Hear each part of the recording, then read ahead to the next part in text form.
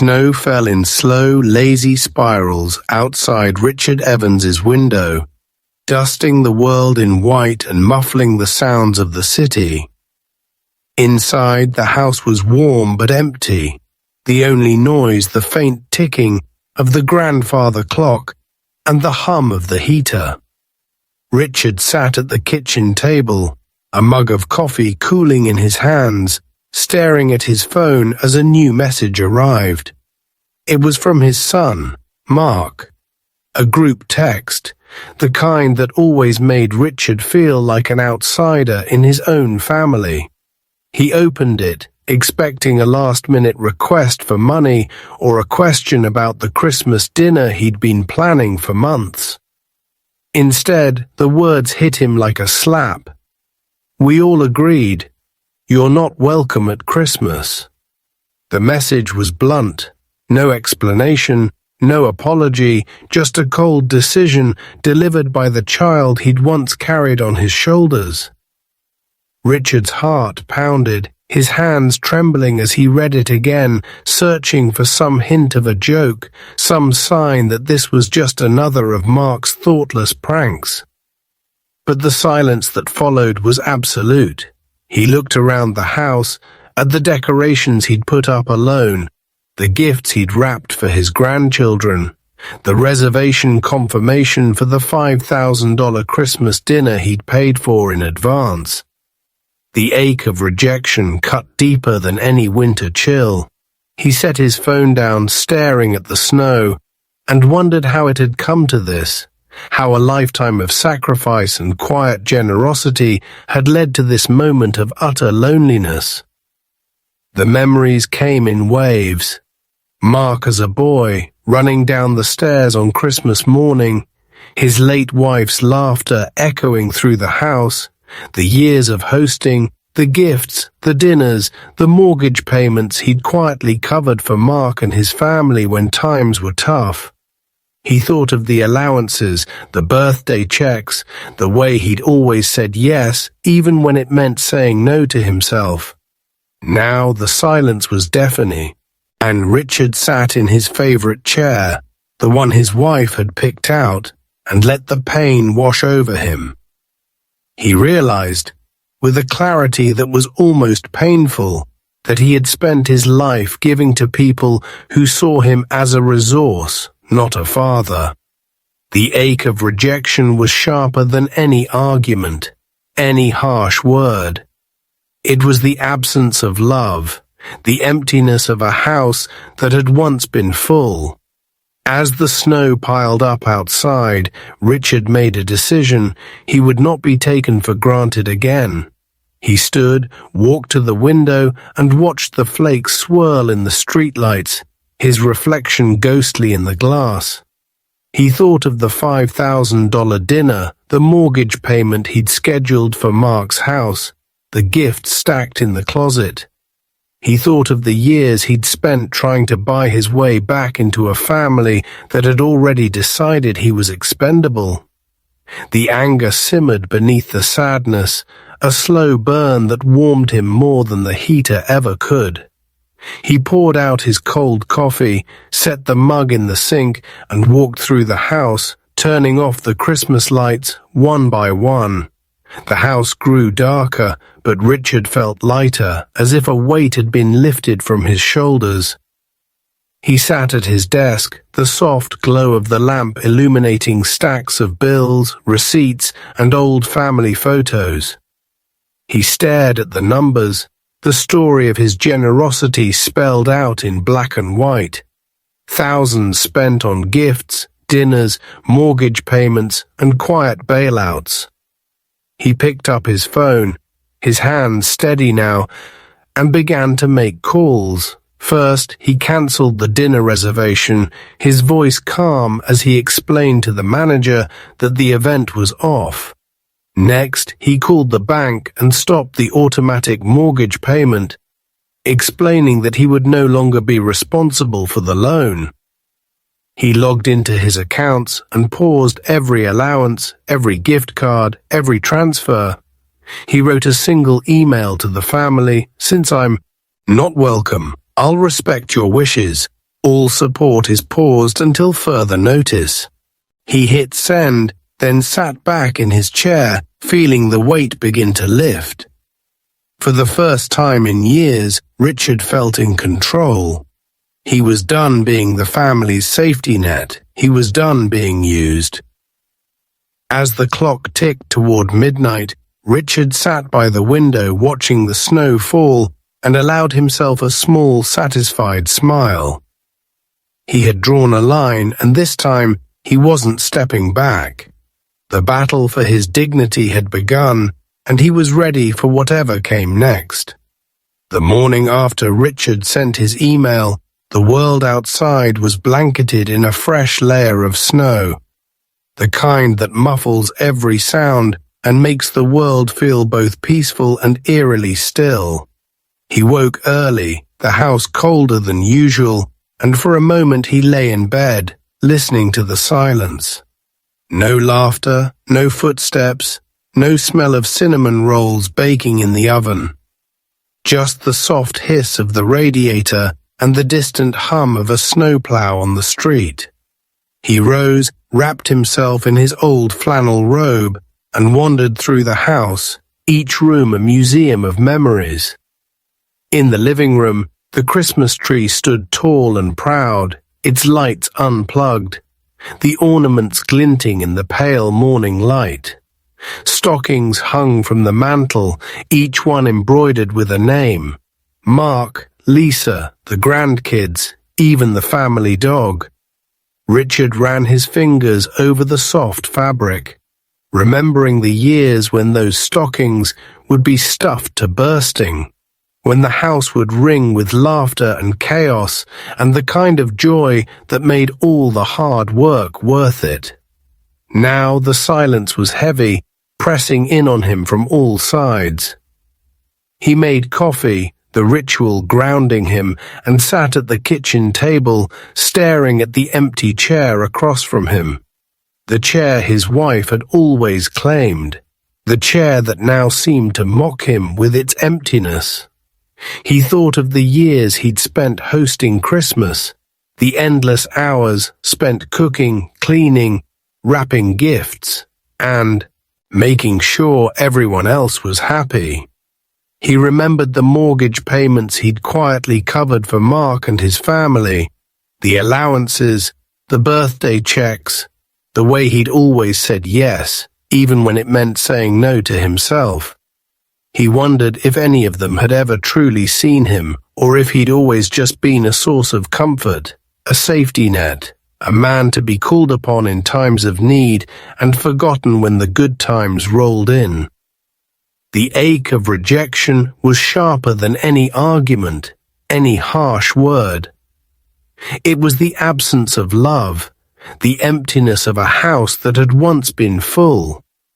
Richard wandered into the den, where the walls were lined with photos, family vacations, graduations, weddings, Christmases past. He paused in front of a picture of Mark as a boy, grinning up at the camera, his arm slung around Richard's shoulders. He remembered that day, the way Mark had begged him to go sledding, the way they'd laughed until their sides hurt. He wondered when that boy had become a man who could send a message so cold, so final. The pain was almost physical, a tightness in his chest that made it hard to breathe. But beneath the sadness, Richard felt something else. A flicker of resolve, a sense that maybe, just maybe, this was the moment he'd been waiting for. The moment to stop giving, to stop sacrificing, to start living for himself. He finished his coffee, washed the mug, and stood at the window watching the snow fall. The world outside was quiet, but inside Richard felt the first stirrings of hope. He was alone, yes, but he was also free. Free to choose what came next, free to decide for the first time in a long time what he wanted his life to look like.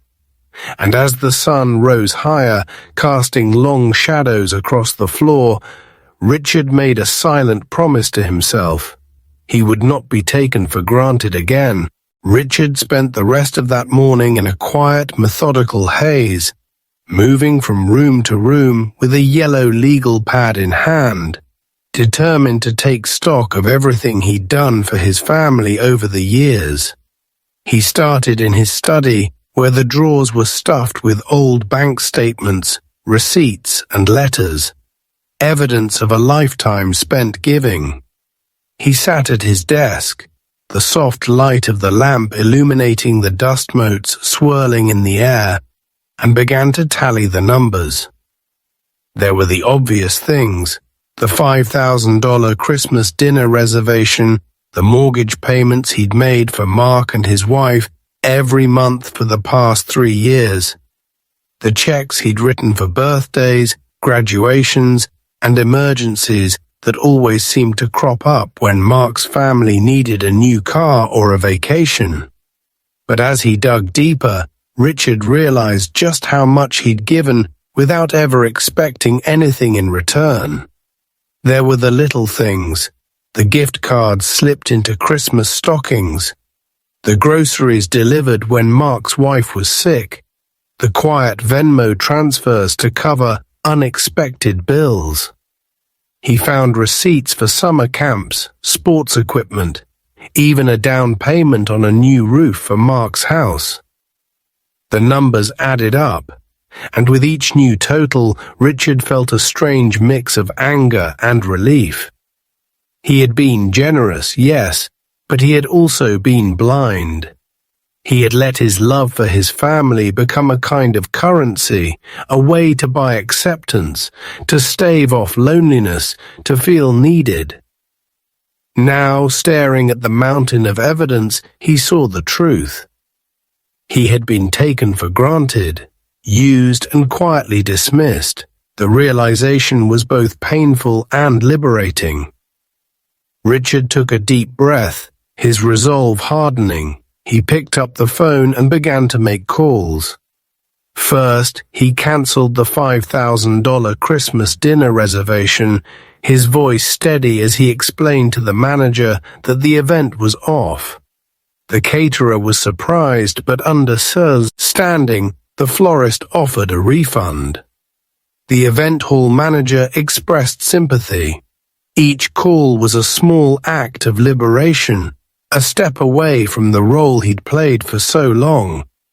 He called the bank and stopped the automatic mortgage payment, explaining that he would no longer be responsible for the loan.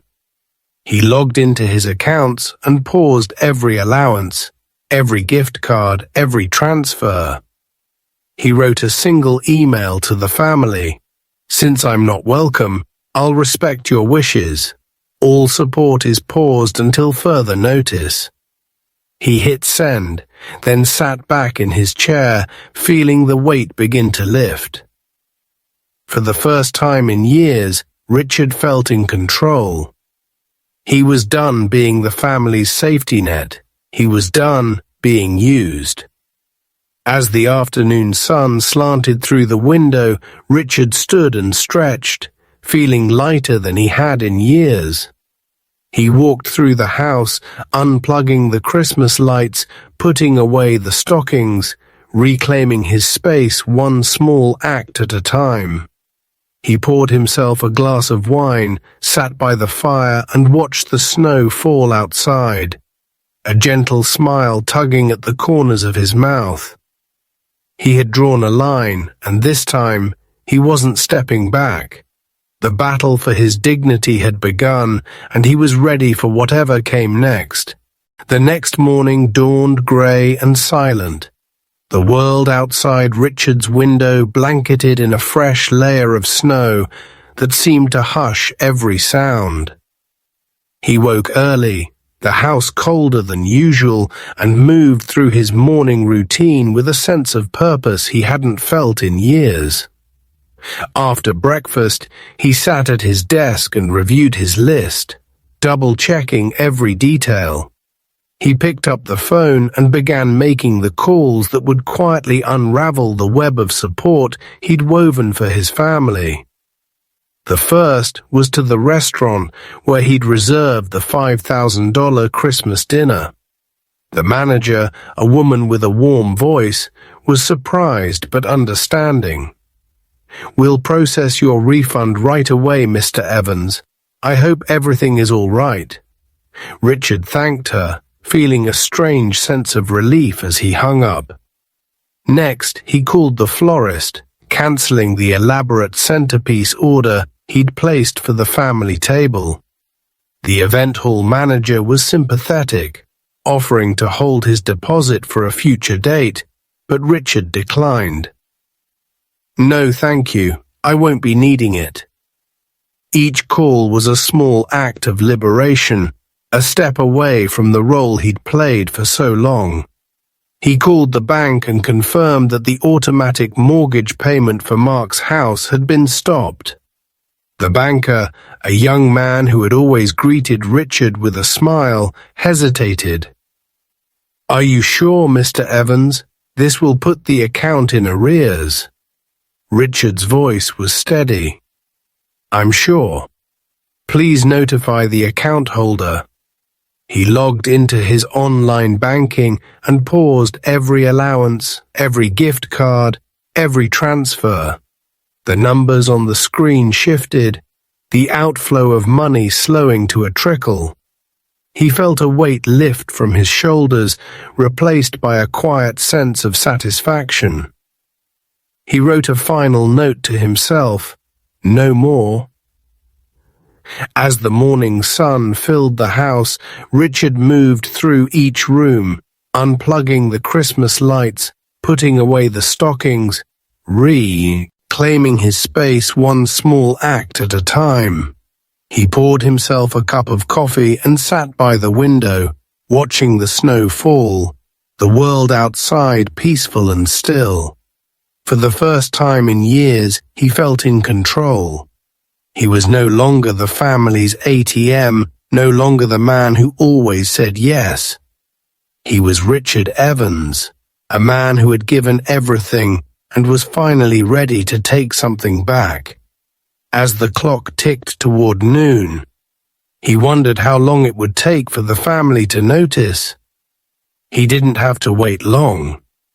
The first call came just after 11, Mark's number flashing on the screen. Richard let it go to voicemail, his resolve hardening. He knew that this was only the beginning, that the real test was yet to come. But as he sat in the quiet, the snow falling softly outside, Richard felt a sense of peace settle over him. He had drawn a line, and this time he wasn't stepping back. By noon, Richard's phone was vibrating almost non-stop, the screen lighting up with a barrage of calls and messages that seemed to come in waves. First from Mark's wife, then from Mark himself, then from numbers he didn't recognize but knew belonged to other family members. He let each call go to voicemail, his heart pounding but his hands steady as he watched the notifications pile up. The first message was from Mark's wife, her voice trembling with a mix of panic and indignation. "Richard, please, the kids are devastated. We can't afford the mortgage this month. The dinner is cancelled. What are we supposed to do?" She sounded on the verge of tears, but Richard heard something else beneath the desperation. The shock of someone who had never imagined the well could run dry. The next message was from Mark, his tone shifting from confusion to anger in the space of a few sentences. "Dad, what's going on? Why did the bank call me? Why is the dinner cancelled? You can't just do this without talking to us." Richard listened to each message, his resolve hardening with every word.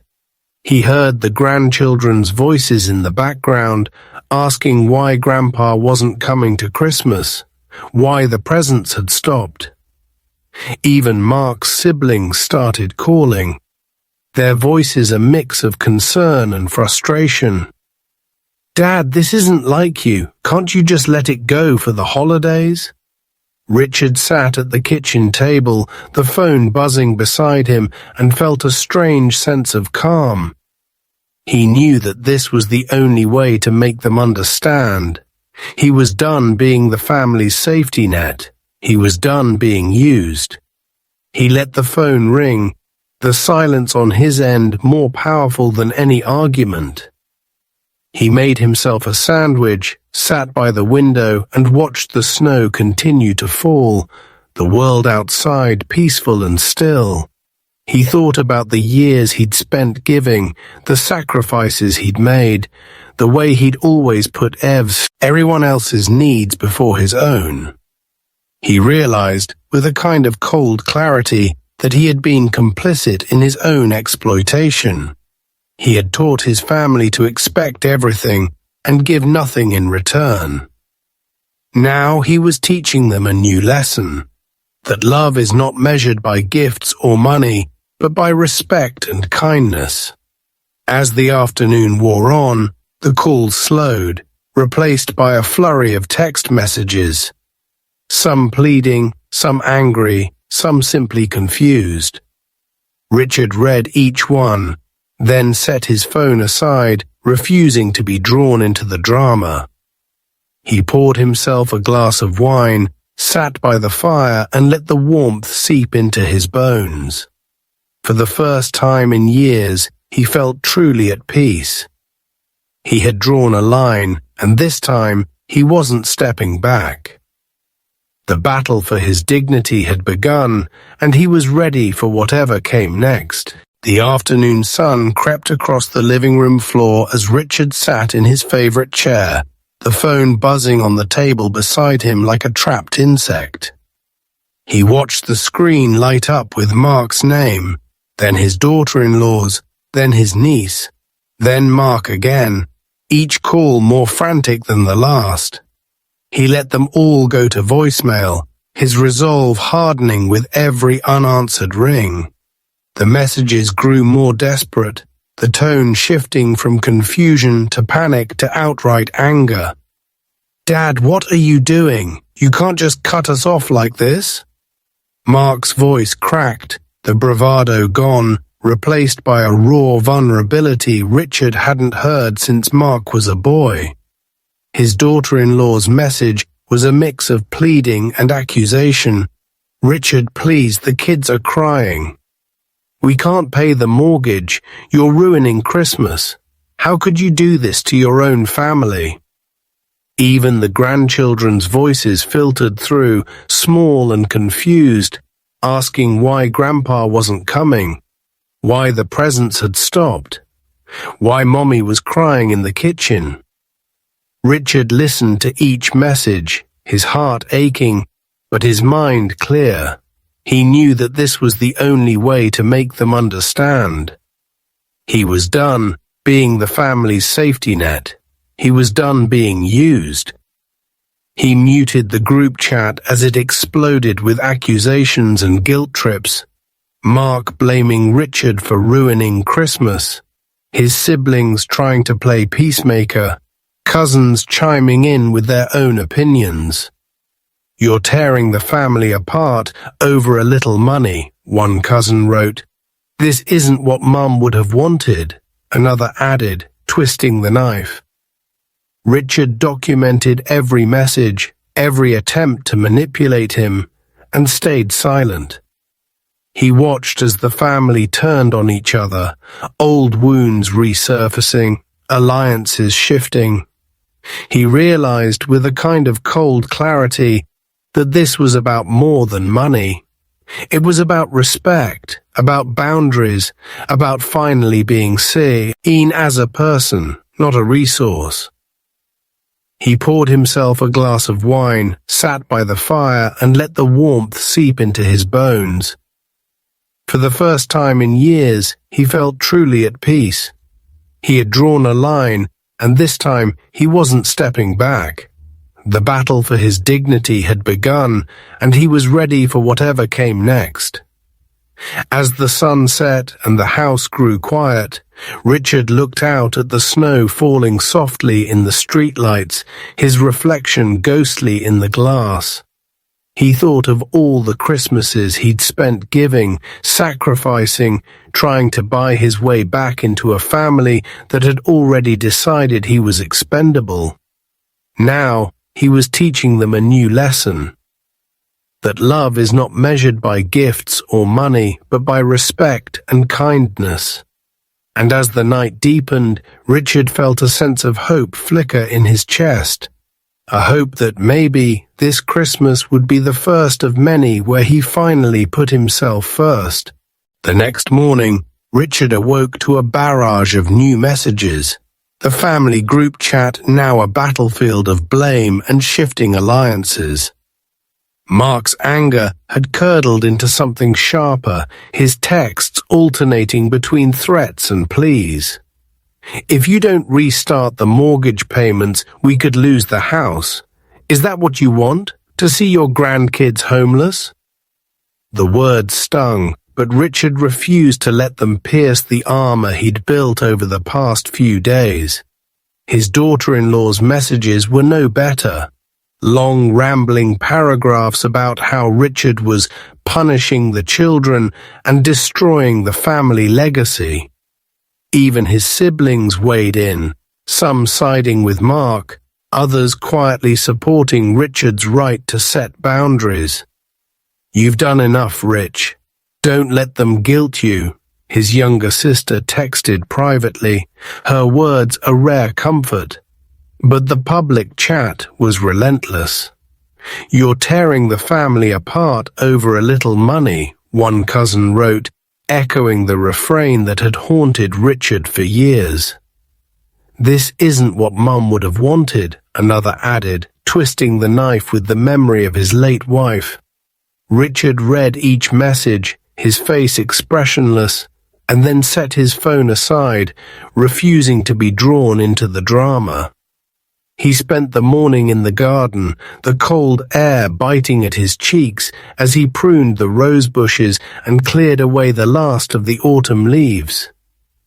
The physical work grounded him, reminding him that he was still capable, still strong, still in control of his own life. When he returned inside, he found another voicemail from Mark, this one quieter, almost broken.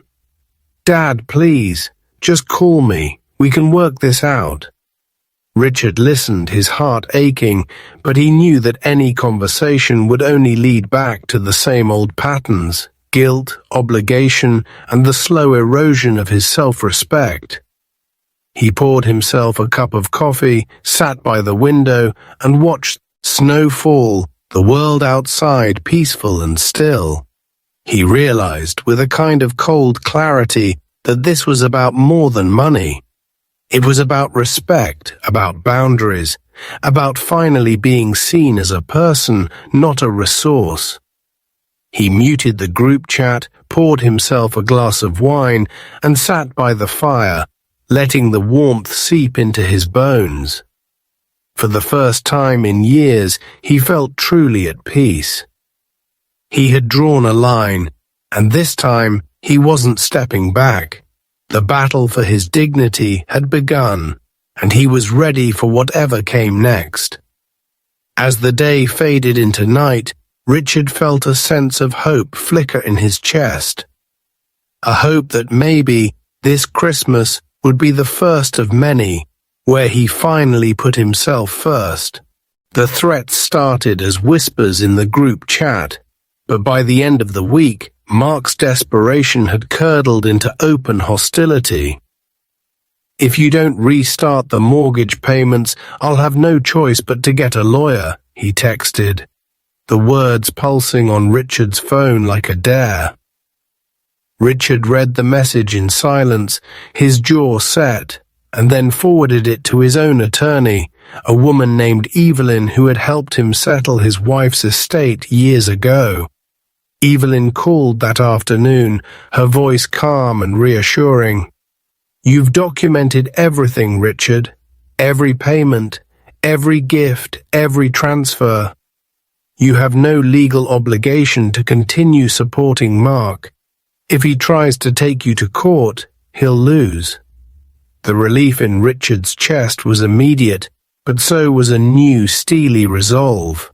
He asked Evelyn to draft a formal letter to Mark, outlining the facts and making it clear that Richard had no further responsibility for the mortgage or any other financial support. The letter was crisp, professional, and devastatingly final. When Mark received it, the group chat went silent for hours, an eerie, expectant hush that felt like the eye of a storm. Then the messages started again, but this time the tone had changed. Mark's wife sent a string of frantic texts, begging Richard to reconsider, invoking the grandchildren, the holidays, the family legacy.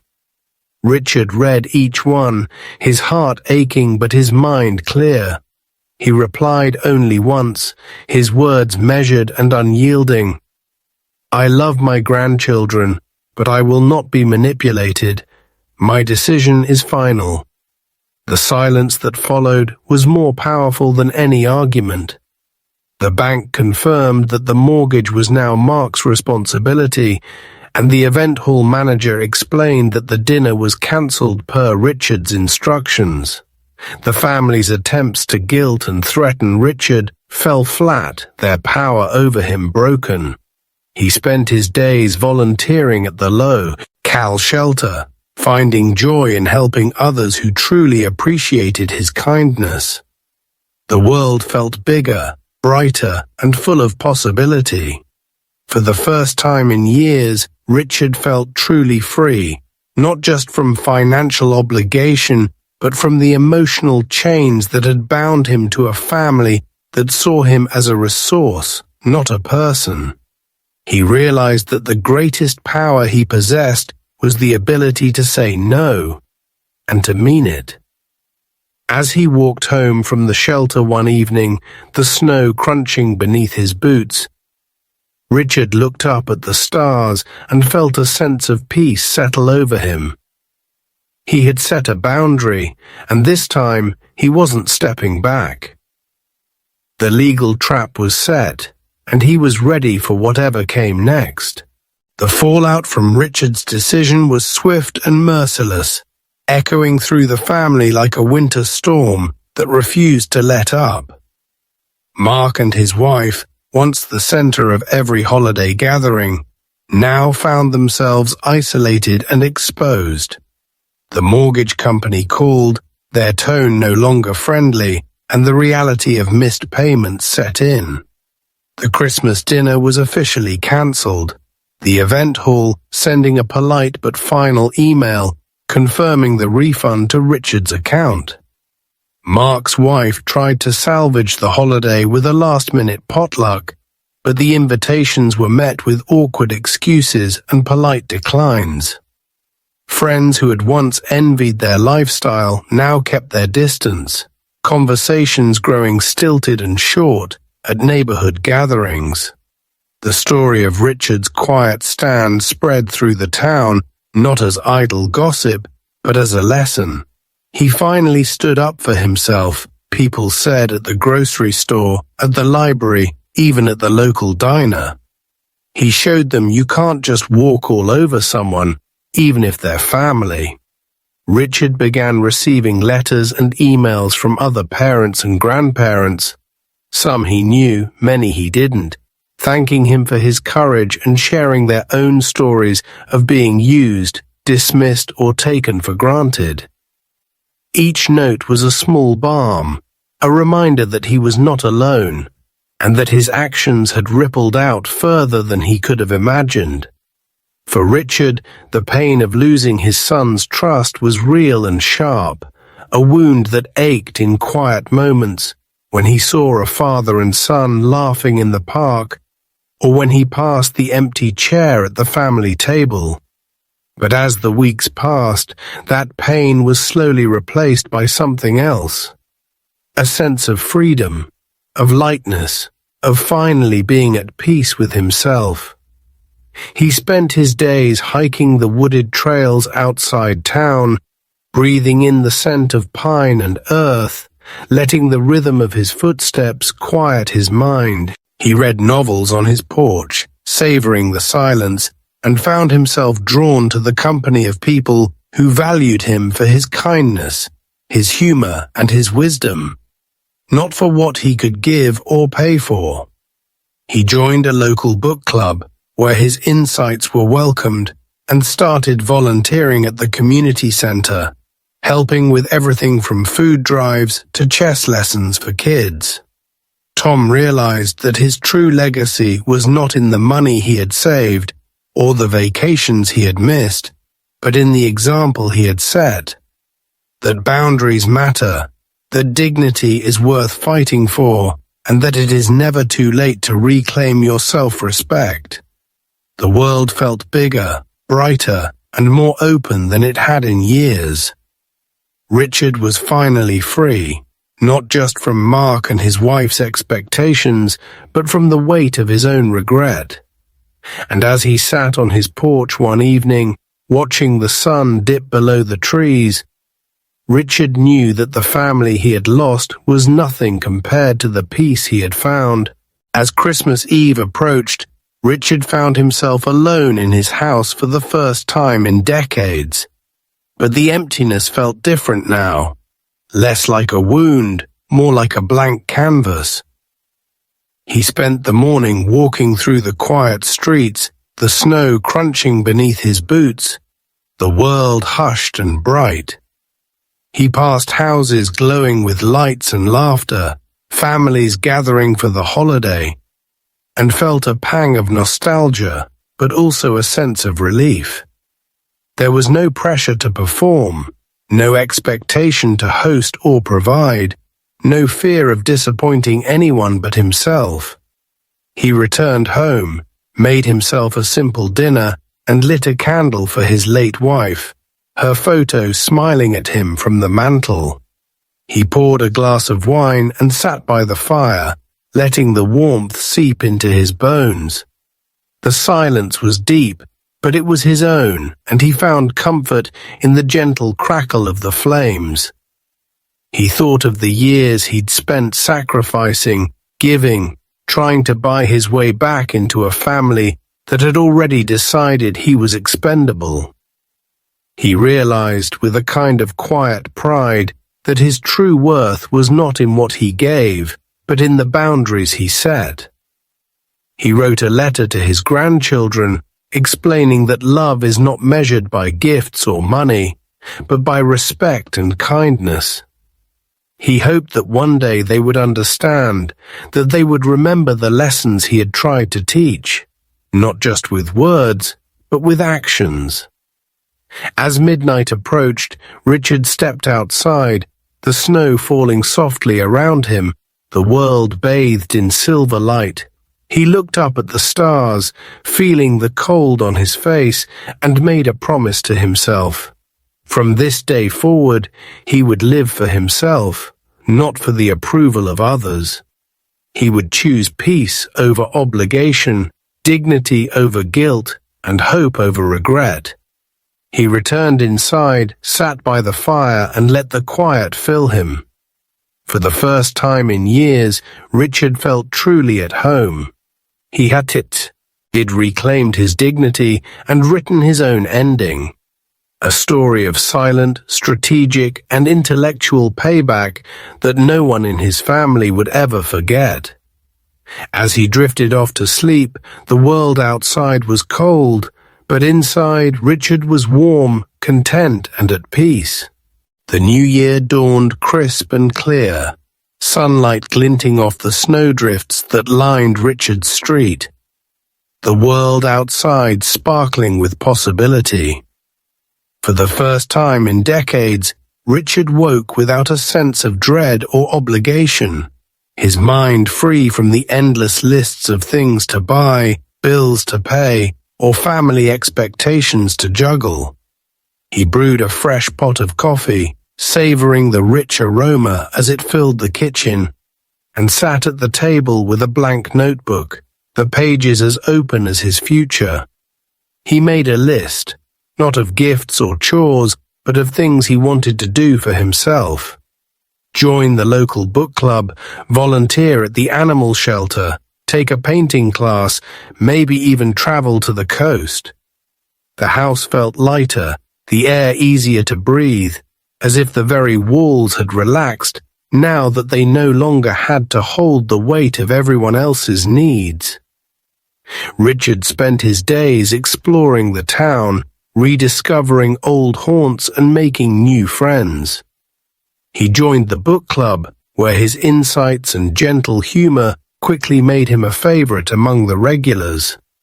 He volunteered at the animal shelter, finding joy in the wagging tails and grateful eyes of the dogs he walked. He signed up for a painting class at the community center, his hands unsteady at first, but growing more confident with each brushstroke. The neighbors, once distant, now greeted him warmly, drawn by the quiet strength and kindness that seemed to radiate from him. Richard found himself invited to dinners, movie nights, and even a winter hike. His calendar filling with plans that were his own. He kept in touch with his grandchildren, sending them postcards and small gifts, hoping that one day they would understand the lesson he was living, that happiness is not something you buy or beg for, but something you build, one choice at a time. The pain of the past lingered, surfacing in quiet moments, when he saw a father and son laughing together in the park, or when he passed the empty chair at the family table, but it no longer defined him. Instead, Richard focused on the future, on the life he was building for himself, one rooted in self-respect and genuine connection. He realized that the greatest revenge was not in winning a court case or reclaiming lost money, but in reclaiming his life. As the days grew longer and the snow began to melt, Richard stood on his porch, the sun warm on his face, and felt a deep sense of peace. He had chosen happiness, and in doing so had found a family that would never take him for granted. Spring arrived with a gentle insistence, the snow melting into rivulets that traced new paths through Richard's garden, coaxing green shoots from the thawing earth. The world outside his window was alive with birdsong and the promise of renewal, and Richard felt that same energy stirring within himself. He spent his mornings tending to the garden, his hands in the soil, planting seeds for the summer ahead. Each afternoon he walked to the community center, where he was greeted with smiles and laughter, his presence now woven into the fabric of the neighborhood. He painted with friends, his canvases bright with color and hope, and read stories to children at the library, their eager faces a reminder that kindness could ripple out in ways he'd never imagined. The pain of the past had softened, no longer a sharp ache, but a distant memory, a lesson learned and left behind. Richard's phone was quieter now, the frantic calls and guilt-laden messages from his family replaced by the gentle rhythm of a life lived on his own terms. He still sent postcards to his grandchildren, sharing stories of the garden, the dogs at the shelter, the books he was reading. Sometimes he received a reply, a drawing, a thank you, a simple, "I miss you, Grandpa," and those moments filled him with a quiet joy. He knew that he could not change the choices his family had made, but he could choose how he responded, and he chose peace. On warm evenings, Richard sat on his porch, a cup of tea in hand, watching the sun set over the budding trees. He reflected on the journey that had brought him here, the heartbreak, the anger, the courage it took to say no and mean it. He realized that his truest legacy was not in the money he had given or the gifts he had bought, but in the example he had set. That dignity and self-respect are worth more than any inheritance. that boundaries are a gift you give yourself, and that it is never too late to start again. As the stars appeared overhead, Richard felt a deep, abiding peace settle over him. He had faced betrayal and loss, but he had not let them break him. He had chosen to live with courage, to set boundaries, to demand respect, not with anger, but with quiet, unwavering resolve. His story had become a quiet legend in the neighborhood, a reminder that sometimes the greatest revenge is simply living well, loving deeply, and refusing to be used. Richard smiled, content in the knowledge that his journey was not just about what he had lost, but about all that he had found. As the night deepened and the world grew still, he closed his eyes, grateful for the second chance he had given himself, and ready for whatever tomorrow might bring.